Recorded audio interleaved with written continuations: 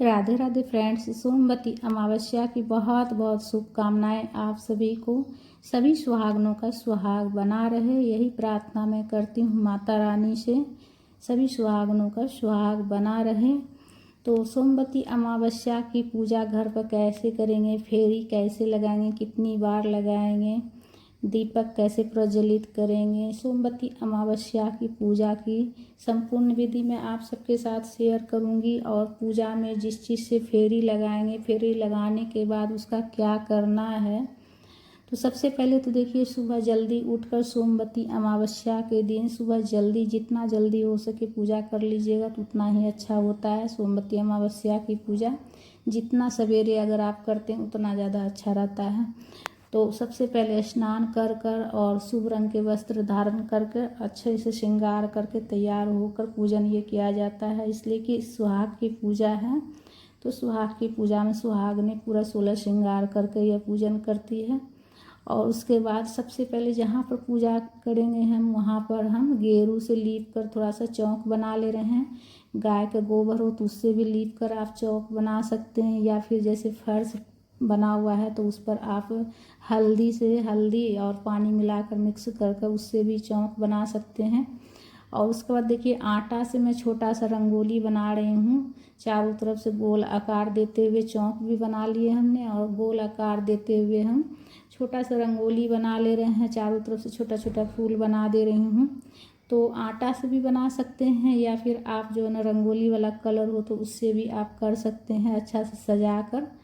और बीच में स्वास्तिक बना ले रहे हैं, इसलिए कि कोई भी पूजा होती है उसमें स्वास्तिक बनाना बहुत ही शुभ होती है।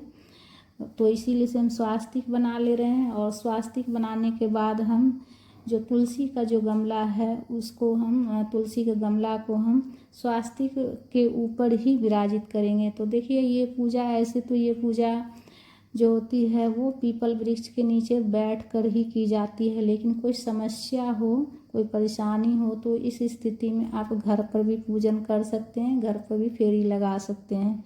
तो स्वास्तिक के ऊपर हम तुलसी माता को विराजित कर दिए, तुलसी का गमला को।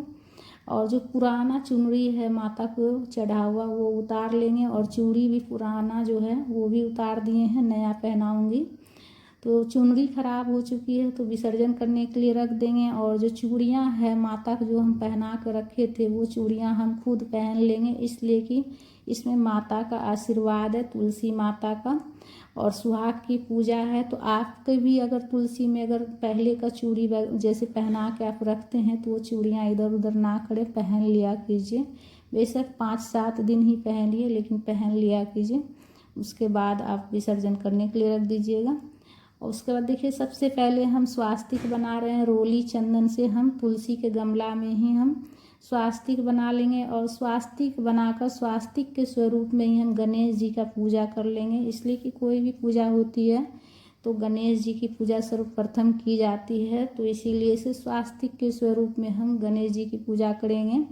थोड़ा सा जल के छींटे दे देंगे, उसके बाद हम कलावा समर्पित कर लेंगे गणेश जी को, पुष्प समर्पित कर लेंगे, रोली चंदन से तिलक कर लेंगे। तो पुष्प में ही हम रोली चंदन से लगाकर समर्पित कर रहे हैं, और अक्षत समर्पित कर लेंगे। तो इस तरह से सरल विधि से सबसे पहले गणेश जी का ध्यान करते हुए पूजन कर लेंगे। स्वच्छ जल में गंगा जल मिला कर लेंगे, और सबसे पहले हम जल से तुलसी माता को जल से सींचेंगे।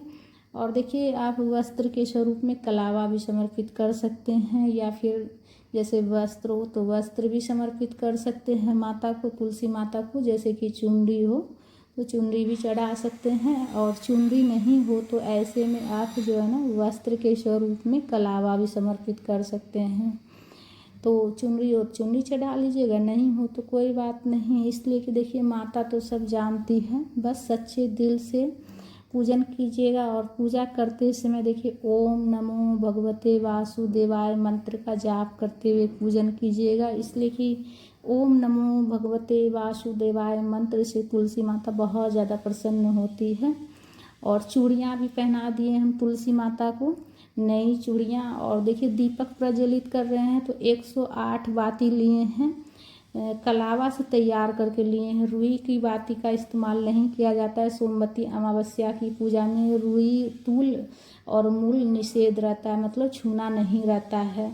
तूल और मूल का मतलब होता है रुई और मूली, ठीक है। तो रुई की बाती तैयार करके मत दीपक प्रज्वलित कीजिएगा।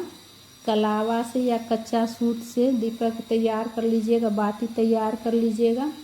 और 108 की संख्या का बहुत ज़्यादा महत्व रहता है, तो 108 बाती का तैयार कर लीजिएगा। और दीपक आप घी से या फिर तिल के तेल से भी दीपक प्रज्वलित कर सकते हैं। दीपक में भी पूजा कर लेंगे, रोली चंदन से तिलक करेंगे, पुष्प समर्पित करेंगे और तुलसी माता को भी पुष्प समर्पित कर लेंगे। और देखिए एपन तैयार कर एपन ज़रूर लगाइएगा, इसलिए कि सुहाग की पूजा है, तो तुलसी चौरा में और तुलसी माता को भी एपन ज़रूर लगाइएगा, इसलिए कि सुहाग की पूजा जो होती है ना, उसमें एपन चढ़ाई जाती है। तो बगल में काम चल रही है फ्रेंड्स, उसी का आवाज़ आ रहा है, ड्रिल मशीन चल रही है, तो उस आवाज़ को इग्नोर कीजिएगा, उस पर ध्यान नहीं दीजिएगा, बगल में काम चल रही है। तो एपन जो है ना लगा लेंगे। तुलसी का जो गमला है उसमें हम चारों तरफ से एपन लगा लेंगे, अच्छा से चारों तरफ से लगा कर सजा देंगे तुलसी के गमला को। और देखिए एपन आप हल्दी पाउडर में आटा या चावल का, गेहूं का आटा या चावल का आटा भी मिलाकर आप तैयार कर सकते हैं हल्दी पाउडर में, या सिर्फ हल्दी का भी आप एपन तैयार कर सकते हैं। तो ये सिर्फ हल्दी है, सिर्फ हल्दी हम घोल कर एपन तैयार किए हैं। तो किसी भी तरह से जैसे आटा मिलाकर या सिंपल हल्दी से भी आप एपन तैयार कर सकते हैं। तो एपन तैयार करके लगा लीजिएगा तुलसी माता को और गमला में भी। उसके बाद माता को सिंदूर लगा लेंगे। सिंदूर लगाने के बाद अपनी चूड़ी में, अपनी मांग में ज़रूर लगाइएगा, इसलिए कि जो है माता को लगाने के बाद सिंदूर लगाने से अखंड सौभाग्य की प्राप्ति होती है। उसके बाद सुहाग की सामग्री माता को चढ़ाएंगे, जितना हो सके आपसे उतना चढ़ा लीजिएगा, जितना 2, 4, 5 मतलब जो मेन होता है वो सब चढ़ा लीजिएगा, या फिर पूरा 16 श्रृंगार भी आप चढ़ा सकते हैं। एक ब्लाउज पीस हो गया चढ़ाई हूँ। और फल फ्रूट में देखिए जितना आपका मन हो चढ़ाने का, 1 तरह, 2 तरह, 5 तरह, 7 तरह के भी आप चढ़ा सकते हैं अपना श्रद्धा शक्ति के अनुसार। और उसके बाद पूजा में हम कुछ दक्षिणा भी रखेंगे, इसलिए कि दक्षिणा रखने से हमारी पूजा में कुछ भी कमी रहती है तो उसकी पूर्ति हो जाती है। धूप प्रज्वलित करके हम धूप भी दिखा लेंगे। और देखिए फेरी देने के लिए हम मूंगफली का दाना लिए हैं। आप जो है मूंगफली का दाना, कोई भी ड्राई फ्रूट ले सकते हैं, फल ले सकते हैं, मिठाई ले सकते हैं, चॉकलेट ले सकते हैं। सुहाग की सामग्री जैसे 108 गिन कर लेना है, तो सुहाग की जो चीज़ें होती उससे भी आप फेरी दे सकते हैं। बस इस बात का ध्यान रखना है कि 108 की संख्या से ना तो कम होनी चाहिए ना ज़्यादा होनी चाहिए। 108 की संख्या का बहुत ज़्यादा महत्व है सोमवती अमावस्या के दिन, और 108 फेरी का भी। तो कच्चा सूत लिए, कलावा लिए हैं, और सबसे पहला कलावा लपेटते हुए और एक मूंगफली का दाना उठाएंगे और हाथ में सिंदूर भी रखेंगे। और सबसे पहला फेरी हम शुरू करेंगे, एक मूंगफली का दाना उठाएंगे और कलावा लपेटते हुए हम ओम नमो भगवते वासुदेवाय मंत्र का जाप करते हुए फेरी लगाएंगे। और पहला जो मूंगफली का दाना वहीं पर हम किसी प्लेट में, थाली में रखते चल जाएंगे। और उसके बाद फिर हम तुलसी माता को सिंदूर लगाएंगे और फिर वापस अपनी मांग में सिंदूर लगाएंगे।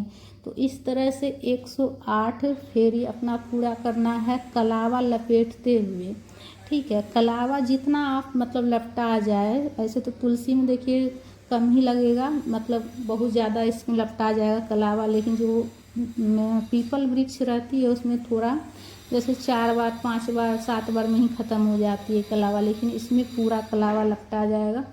तो अच्छा से पूरा लपेट लीजिएगा, जहाँ तक लपटा है लपेट लीजिएगा, तोड़ना नहीं है, बीच से खंडित नहीं करना है कलावा को, इस बात का ध्यान रखिएगा। आराम आराम से फेरी दीजिएगा, कच्चा सूत जो है बीच से खंडित नहीं होना चाहिए।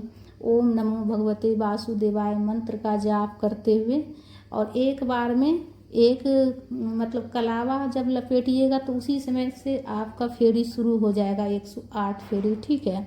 तो एक मूंगफली का दाना उठाएं, एक बार घूमें कलावा सहित, एक फेरी पूरी, फिर दूसरा बार में फिर एक चीज़ उठाएं और फिर हम फेरी लिए। तो एक एक चीज़ उठा कर ही फेरी दी जाती है और 108 दाना गिनकर एक बार हम पूजा के पास वहीं रख लेंगे और एक एक उठाकर फेरी लगाएंगे और दूसरे बर्तन में रखते चले जाएंगे।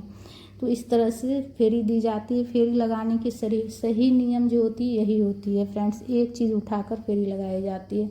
उसके बाद हाथ में पुष्प लेकर कथा पढ़ लीजिएगा। कथा की पुस्तक हो तो, नहीं हो तो सुन लीजिएगा कथा, इसलिए कि हमारा व्रत और पूजन तभी पूर्ण होता है जब हम कथा पढ़ते हैं या फिर सुनते हैं।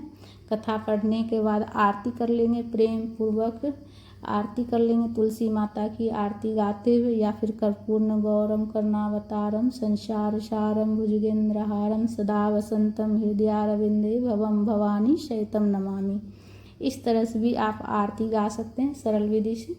आरती करने के बाद आचमनी कर लेंगे। आचमनी करने के बाद हमारा पूजा पूर्ण हो जाता है। पूजा करने के बाद जो फेरी लगाया हुआ जो चीज़ रहेगा वो आप किसी पंडित ब्राह्मण को दान कर सकते हैं, या फिर घर में या आस पड़ोस कोई बच्चा हो जैसे उसको भी आप बांट सकते हैं। फेरी लगाया हुआ 108 जो चीज़ रहेगी। सुहाग की सामग्री किसी सुहागन को, पंडितायन सुहागन को दान कर सकते हैं। कुछ सुहाग की सामग्री अपने लिए रख लीजिएगा और कुछ दान कर दीजिएगा, इसलिए कि चढ़ाया हुआ है पूजा में तो कुछ अपने लिए रखना है, कुछ दान करना है। पूजा करने के बाद घर में जितने बड़े बुजुर्ग हैं सबको प्रणाम करके आशीर्वाद लीजिएगा। उसके बाद देखिए आप चाय पानी पी सकते हैं। इस व्रत में मीठा खाया जाता है, एक टाइम मीठा अनाज खाई जाती है और एक टाइम मीठा खा सकते हैं आप। दिन में चाय पानी फल फ्रूट आप खा सकते हैं। पूजा करने के बाद दिन भर में किसी भी समय आप जो टाइम जिस समय मिले आपको उस टाइम जाकर आप किसी पंडितान ब्राह्मणी को सुहाग की सामग्री दान कर दीजिएगा, दक्षिणा भी दान कर दीजिएगा। और अगर पंडितान नहीं मिलती है, ब्राह्मणी नहीं मिलती है, तो ऐसे में आप अपने जैसे सास हो, ननद हो, जेठानी हो तो उसको भी आप दे सकते हैं सुहाग की सामग्री। तो पूजा करने के बाद सारा सामग्री जैसे कि आप उठा सकते हैं। और तो फ्रेंड्स वीडियो अगर अच्छा लगा है तो लाइक ज़रूर कर लीजिएगा।